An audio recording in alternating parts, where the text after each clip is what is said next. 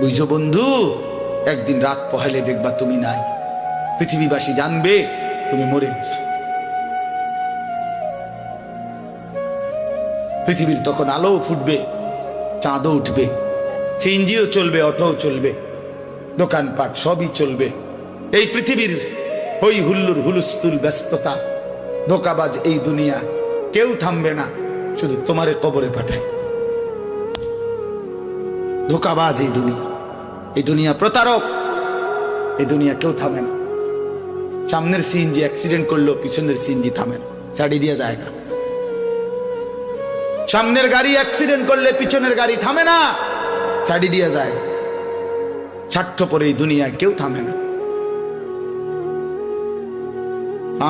বাপরে দাফন কইরা এই সন্তান, এই বউ বাচ্চারাই আবার এসার পরে ওই দিনকেই ভাত খায় না, পেট বইরা খায়। লগের ঘরের থেকে আর আইন্দা আনছে, এরা ঠিকই পেট ভরে খায়। তো ওরা না কাঁদলো বিকালে, ওরা না দুপুরে কাঁদলো, কোন ভাত খায় খা। স্বার্থপর, কেউ থামে না দুনিয়া, আলো বাতাস সব চলে, তুমি বন্ধু থাকবে। আল্লাহকুমুত তাকাসুর হাত্তা যুরতুমুল মাকাবির। আল্লাহ বলছে, বান্দা আখিরাত ভুলে গেলা, দুনিয়ায় ডুবে গেলা, তবে মনে রেখো হাত্তা যুরতুমুল মাকাবির, এরই মাঝে কিন্তু একদিন কবরস্থানেই পৌঁছে যাবে।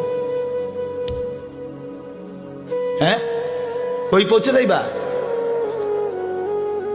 তোমরা কবরস্থান দেখো নাই ভাইয়া? কাল্লা সাউফা তা'লামুন।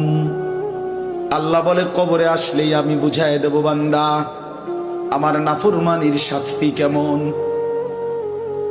সুম্মা কাল্লা সাউফা তা'লামুন।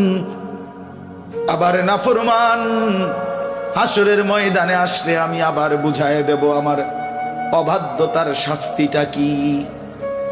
একবার বুঝাবো কবরে। তাফসীরের মধ্যে আছে কাল্লা সাউফা তা'লামুনা ফিল কবরি সুম্মা কাল্লা সাউফা তা'লামুনা ফিল আখিরাহ। আল্লাহ বলে, একবার কবরে বুঝাইব আমারে ত্যাগ করা, আমার নাফরমানি, আমারে সিজদা না করার শাস্তিটা কি। কবরেই টের পাইবা। ওয়া ইউকাইয়াদু লাহু মালাকুন আমা ওয়া আসাম্মু আবকাম। নবী বলেন, নাফরমানের কবরে এমন একজন ফেরেশতা পাঠানো হবে, যেই ফেরেশতা অন্ধ, বোবা, বধির, চোখেও দেখে না, কানেও